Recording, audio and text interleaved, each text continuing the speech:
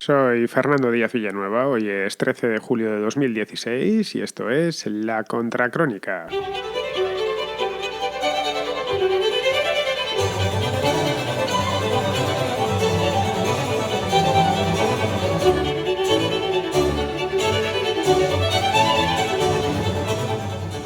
Contando el día de hoy han pasado exactamente 17 días desde las elecciones. Fueron el día 26 de junio y estamos a 13 de julio. No hay más que señalar con el dedo un calendario y contarlas. Y no, todavía no tenemos gobierno ni hay visos de que lo haya en breve. En breve quiero decir hoy, mañana, pasado o incluso me aventuraría a decir la semana que viene. Estamos bastante lejos de que lo haya. De hecho, hoy ha sido uno de estos días clave después de las elecciones en el que hemos podido comprobar que las cosas no eran tan fáciles como muchos presumían. Pedro Sánchez, el secretario general del PSOE, ha dicho que no. Ciudadanos, por su parte, se abstendrá. Eso lo supimos ya ayer, que no iba a decir que sí, tampoco que no, que simplemente se iba a abstener a pesar de que se había comprometido en campaña a votar que no, pero bueno, tenía lógica que no lo hiciese por una cuestión de sentido político o sentido de Estado, llamémoslo como queramos. Y Podemos, por su parte, pues busca colocarse o colarse por la rendija, pescar en río revuelto y formar su pacto a la Balear, su pacto de progreso, viendo a ver si esta vez le sale. Está ya intentando poner de acuerdo a unos y a otros, por ahora desde el punto de vista declarativo, nadie se ha sentado con nadie, pero bueno, es lógico que haga estos movimientos y si pueden trincar poder ahora, pues mejor que mañana, ¿no? Resumiendo, estamos como estábamos.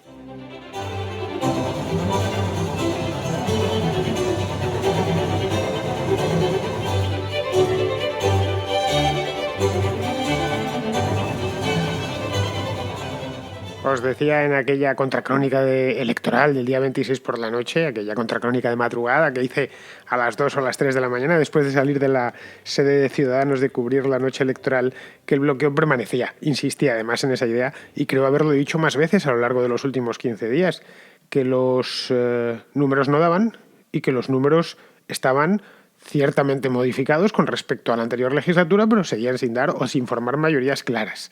El PP ganó por la mínima porque 137 escaños, por mucho que los hayan adornado y que nos hayan venido con que su victoria es incontestable y que si le sacan 52 escaños al siguiente, lo que tú quieras, Mariano, pero sigues teniendo 137 escaños. Y de ahí a los 176 pues te hacen falta unos cuantos, que tu aliado natural, que sería Ciudadanos, no los tiene. No los tiene, entre otras cosas, porque tú le quitaste 8. Entonces, no hay manera de montar una investidura fácil. En el caso de que el Partido Popular, ya lo he dicho, en incontables ocasiones, tanto aquí como en la radio, que si el Partido Popular se hubiera ido a los 150, es decir, hubieran conseguido 13 escaños más, estaría todo resuelto. Pero no lo ha conseguido, probablemente porque Mariano Rajoy esté ahí. Si hubieran presentado a otro, si hubieran presentado o a otra candidata, pues la cosa, yo estoy seguro al 100% que sería distinto. Pero bueno, se insistieron en presentar al mismo equipo, al de los Horayos, y el resultado que tienen es el que es, y tienen que vivir con él. Y además, los intérpretes no han cambiado. No ha cambiado el intérprete principal, que es Mariano Rajoy, y no han cambiado los otros dos, o los otros tres, mejor dicho. Pablo Iglesias está donde estaba, Pedro Sánchez está donde estaba, y Albert Rivera está donde estaba. Por Pablo Iglesias y por Rivera, pues en fin, acaban de llegar y tampoco pueden decir que hayan tenido malos resultados, ninguno de los dos casos. Vale, Rivera perdió 8 escaños, Iglesias 1 millón de votos, lo que queramos. El que quizá sí debía haberse ido la misma noche electoral es Pedro Sánchez, pero bueno, eso se queda a la conciencia de los socialistas. Vamos a hacer un poco de memoria, antes de nada, que la memoria siempre es buena y recordar nunca está de más. Vivimos presos del día, vivimos presos casi de la mañana y de la tarde. Las noticias muchas veces, o lo que sucede, por la mañana se nos ha olvidado ya por la tarde y al día siguiente nadie sabe nada. Estamos atados. Internet, que nos tiene más informados que nunca, ha tenido como consecuencia que estamos hiperinformados y de ahí no informados. Eso sucede muy a menudo. Si os traigo ahora mismo noticias del mes de abril, os va a parecer que sucedieron hace un siglo, cuando sucedieron hace 4 días. De hecho, hay grandes escándalos de los últimos 6 meses de los que ya no se habla y que en aquel momento lo estaban ocupando todo el espectro informativo. Si lo he dicho en más de una ocasión, si viviese Jean-François Rebel ahora y tuviese que escribir el conocimiento inútil, le hubiese salido un libro espectacular, porque lo de nuestros días sí que es conocimiento inútil total. Bien, vamos a hacer esta memoria, esta que os comentaba. La primera semana el día 27-28 de junio, acordaos que andaban todos como locos, o al menos los de una parte, con lo de la gran coalición. A mí me parecía un caso de wishful thinking, de confundir los deseos con la realidad de manual. Es decir, tenían en el Partido Popular o el entorno del Partido Popular estaba con esa idea. Bueno, ahora es muy fácil, vamos a hacer un pacto al estilo alemán en el que se incorporen de muy buena gana y de manera entusiasta Ciudadanos, PSOE y nosotros, y todos están felices. Gobernamos 4 años, cerramos un documento de pacto para hacer unas cuantas reformas, tal, y ya está. Y todo está... Vamos, ¿cuándo me llama el rey? Eso era lo primero. Eso se vio que no iba a ser así. Se vio muy pronto, además, esa primera semana. De ahí pasaron, de la gran coalición se pasó a la pequeña coalición, la Kleine Koalition, que sería en alemán. La otra sería la Großkoalition, que es la que gobierna Alemania y la que viene gobernando desde el año 2005. Esa incorporaba a Partido Popular y a Ciudadanos, con el PSOE absteniéndose. Esa es la que más tiempo se ha sostenido. De hecho, si preguntáis por la calle, muy probablemente os digan eso. ¿Quién va a gobernar? Pues gobernará Rajoy con Ciudadanos y el PSOE se abstendrá, ¿no? Les dejará pasar. O si preguntáis por la calle a alguien que ande medianamente informado. Quizá con otros protagonistas, que no fuesen Rajoy y que no fuesen Pedro Sánchez, esta opción hubiera sido factible. Pero claro, uno embebido de soberbia y pagado de sí mismo como es Rajoy, jamás se movería de ahí. Y luego Pedro Sánchez, que tampoco se queda manco y además es medio lelo, pues no se quiere mover, sabe que después de esto es la nada. Una persona además como Pedro Sánchez, que iban a sacarle de la política ya en 2011, sabe que de esta sí sale, con que dé un paso en falso, sale despedido. El resultado es que tiene que hilar muy fino, todo lo que pueda. Hoy, de hecho, la reunión que ha tenido con Rajoy se ha pasado la mañana entera preparándola dentro del Congreso de los Diputados con Luena, Meritxell Batet y tal, su equipo más cercano. Fijaos si está midiendo con una regla milimétrica cada movimiento que hace. Bien, esto quedó, quizá con otros protagonistas hubiera sido posible, esta pequeña coalición, pero con los actuales no. Y de ahí se pasó ya en la última semana a la del gobierno de Rajoy en solitario, con abstención de PSOE y de Ciudadanos. De hecho, hasta hoy por la mañana se pensaba eso. Hoy muchos estaban con la idea de que iba a llegar Pedro Sánchez, iba a decirle a Rajoy que se iban a abstener o iba a dar libertad a sus diputados, que iba a hacer caso al Comité Federal del que os hablaba, del que os hablé el sábado. Y que que podía contar con 3 o 4 abstenciones, las suficientes para que él, si ataba a Ciudadanos y alguna cosilla pequeña más por ahí, pudiese ser investido. Pero no, lo que le ha dicho es que no. Y automáticamente todo se ha venido abajo. Ha caído como un castillo de naipes, como fichas de dominó. Han caído las 3 fichas, la de la Großkoalition, la Kleine Koalition y, por último, la del gobierno en solitario, que hubiera sido un gobierno extremadamente débil. Esa es la cruda realidad. Por lo tanto, el panorama que se abre es muy incierto a partir de hoy, tremendamente incierto. Rajoy ha anunciado que va a hacer una reflexión, que va a reflexionar qué hace. De esa reflexión puede salir 2 cosas. Puede salir que se vaya a elecciones, es decir, él no puede decir a elecciones, a ver si me entendéis, no tiene esa prerrogativa, pero puede forzarlo. Puede ir al rey cuando el rey le llame, que el rey le llamará, ahora que ya ha hecho su ronda de consultas, y decirle al rey que no, majestad, lo siento, pero no tengo apoyos suficientes, luego que pase otro. Y si no hay otro que pasa, automáticamente la máquina institucional se pone a funcionar. Y esa máquina institucional tiene unos plazos ya previstos. Lo que está contemplado en la Constitución en este aspecto no está expuesto al capricho de la política diaria. Eso es una posibilidad que puede salir de esa reflexión rajoyita. La otra es retirarse. Claro, eso no os sorprendáis, podría suceder. Estamos abiertos, estamos especulando a fin de cuentas. Y cuando se especula, especulando de manera informada, pero especulando. Y cabría la posibilidad de que se retirase. De hecho, no sé si habéis visto por televisión su rueda de prensa de hoy al salir de la reunión con Pedro Sánchez, pero se le veía ligeramente tocado. O así es por lo menos como lo he visto yo. No sé si me lo ha parecido, pero se le notaba como frustrado, como un poco harto. Como estoy agotado realmente de esto. Y ha empezado a darse cuenta, con 17 días de retraso, de la debilidad de su mayoría. De su victoria pírrica. ¿Sabéis? Lo de pírrica viene por aquel rey de Épiro que se llamaba Pirro, que ganaba todas las batallas, pero realmente las perdía. Bueno, pues estas elecciones del 26 de junio para el PP podrían ser el arquetipo de victoria pírrica. Hemos ganado 52 escaños sobre el segundo, hemos ganado en todas las provincias de España menos tal, pero no vamos a poder gobernar. Vamos, si esto no se merece en la entrada de victoria pírrica del diccionario de la Real Academia ponerlo como ejemplo, caso de victoria pírrica electoral, la de Mariano Rajoy el 26 de junio de 2016. Y esto puede dar lugar a que se retire, a que se vaya, a que venga otro. No sería nada extraño, Rajoy ya ha sido presidente del gobierno y es una realidad que en el PP hay gente empujando. Otra cosa es que no se les vea desde fuera, pero gente empujando hay. Gente que está de interior, que está un poco, bueno, hasta las narices.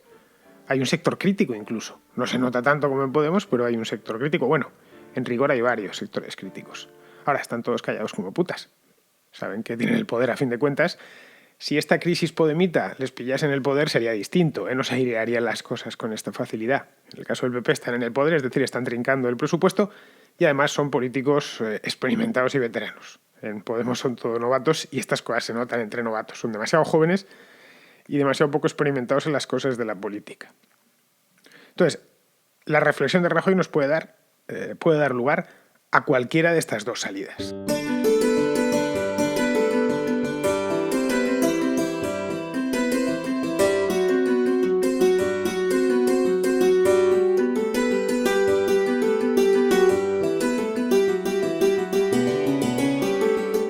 Si es lo primero, si vamos a elecciones, si deja que vayamos a elecciones, pueden suceder a su vez dos cosas. Se abre una nueva disyuntiva, que efectivamente vayamos a elecciones, que serían ya, pues no lo sé, para noviembre probablemente, si cogemos el calendario, y quizá antes, no tengo ni idea, si no hay investidura de ningún tipo, creo que tienen que pasar 100 días, una cosa así. Vamos, tendría que mirarlo, pero bueno, ya para metidos en otoño, desde luego, no serían en el curso del verano, o en lo que queda de verano.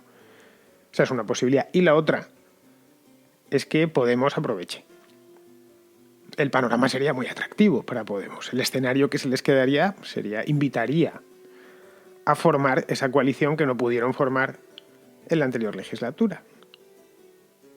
Invitaría a hablar ceder mucho más de lo que estaba dispuesto a ceder Pablo Iglesias en febrero y formar forjar, el verbo correcto sería forjar ese pentapartito, ese pacto a 5 entre Partido Socialista, Podemos, Convergencia Democrática de Cataluña, PNV y Esquerra.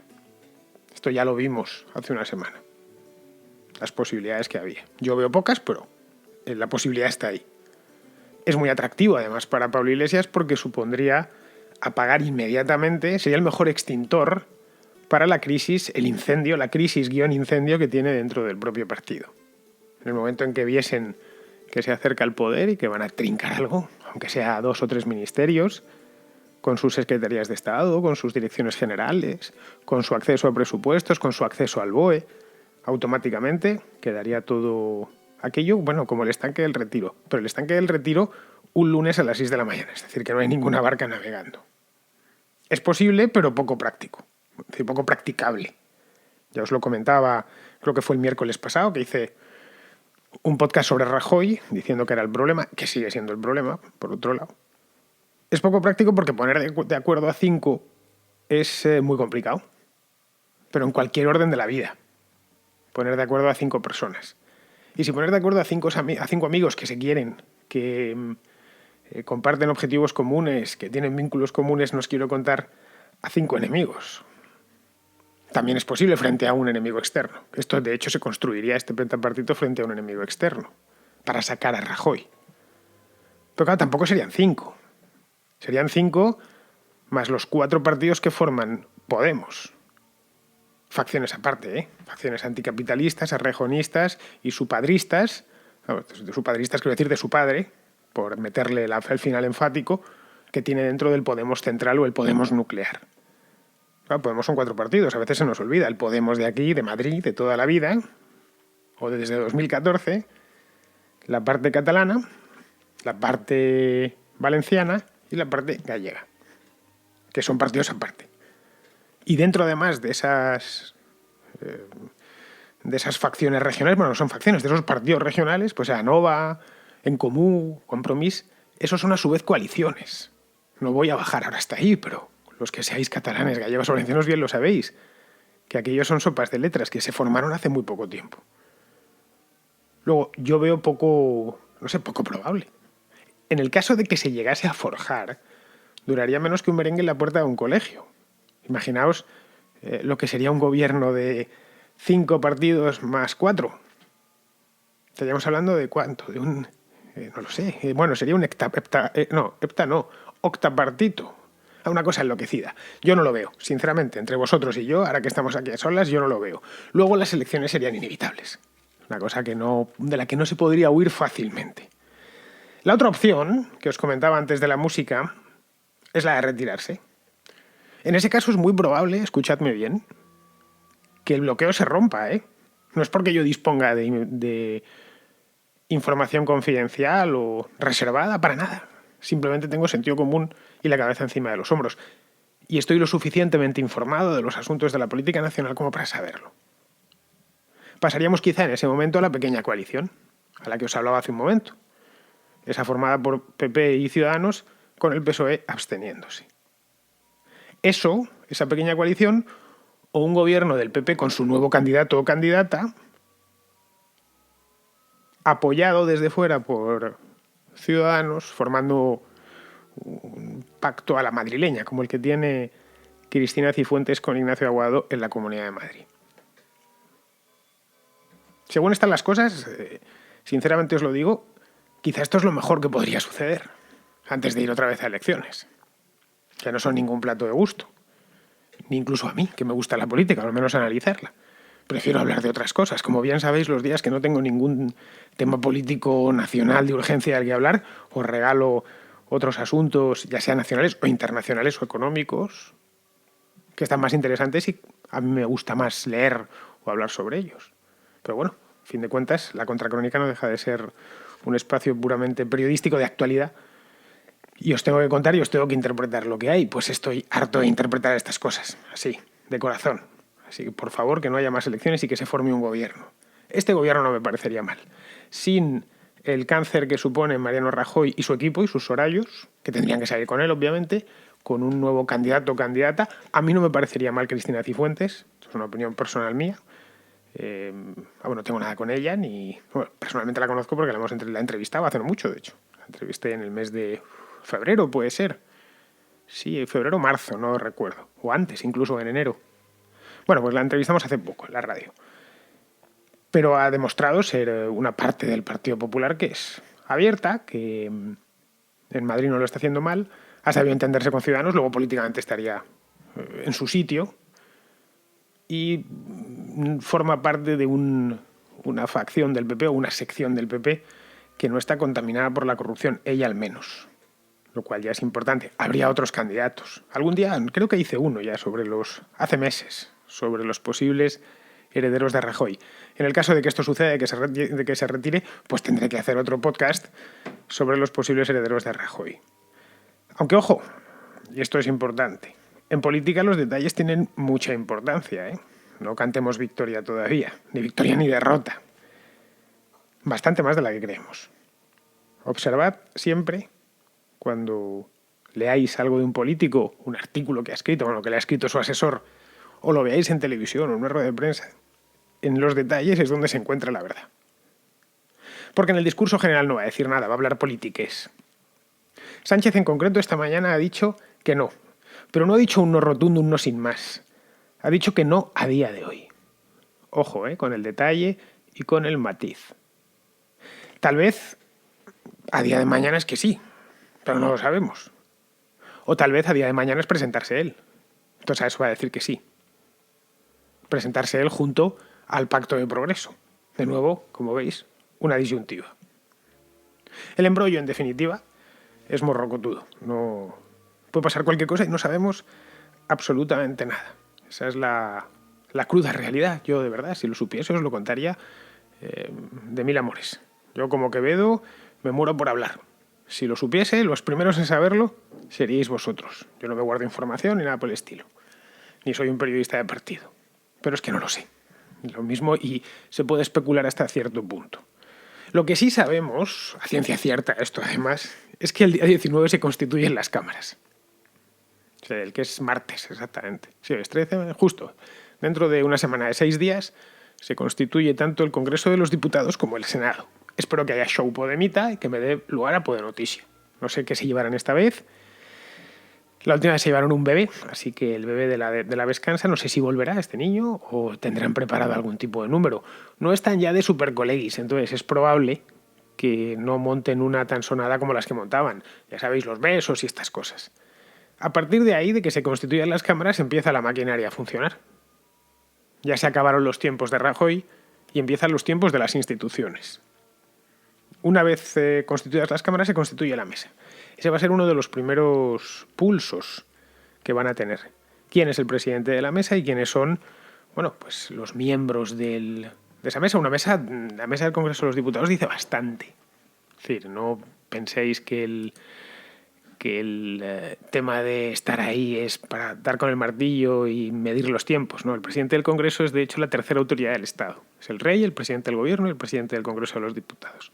En caso de que faltasen los otros dos, el poder recaería directamente en el presidente del Congreso de los Diputados. Bueno, pues esta constitución de la mesa va a indicar bastante y nos va a dar bastantes pistas. Una vez tengamos la mesa constituida y el presidente nombrado, del partido que sea, a partir del presidente puede empezar a manejar los tiempos no a su antojo, pero sí relativamente. Es el que a fin de cuentas pondrá la fecha del debate de investidura. El debate de investidura sobre el candidato que ha invitado o que ha elegido el rey. El rey ofrece, el candidato acepta y eso se traslada a la mesa del Congreso de los Diputados. Si es a finales de mes, como es previsible, estamos a día 13, estamos a mediados, tienen que ir las cosas rápidas. Si es a finales de mes, la última vez, acordaos, en enero fue todo muy lento, la investidura fue a finales de febrero, habían pasado ya 2 meses de las elecciones, espero que esta vez no se tomen tanto tiempo, entre otras cosas porque viene el mes de agosto, ya sabéis, las vacaciones, ya os lo comentaba el otro día. Bien, si es a finales de este mes, no lo sé, pongamos el 25, el 26, y yo qué sé, a finales de este mes, la última semana de mes, y a Rajoy lo tiran, ya sabéis, supongo que lo sabréis porque acabamos de tener una sesión de investidura, la fallida. La sesión de investidura son 2 días, 2 votaciones. Bueno, es un debate y después 2 votaciones. Luego se tiene el debate, pues se llama debate de investidura. A partir de ahí pueden suceder de nuevo 2 cosas. Una, que a Rajoy lo elijan, por el ajuste de escaños que sea, lo elijan y se forme gobierno a principios del mes próximo. Es decir, que el 13 de agosto, dentro exactamente de un mes, estemos hablando de el nuevo gobierno de Rajoy. Entonces ya habrá otro tipo de contracrónicas. Por ejemplo, los ministros que ha elegido, que espero que no esté Montoro entre ellos.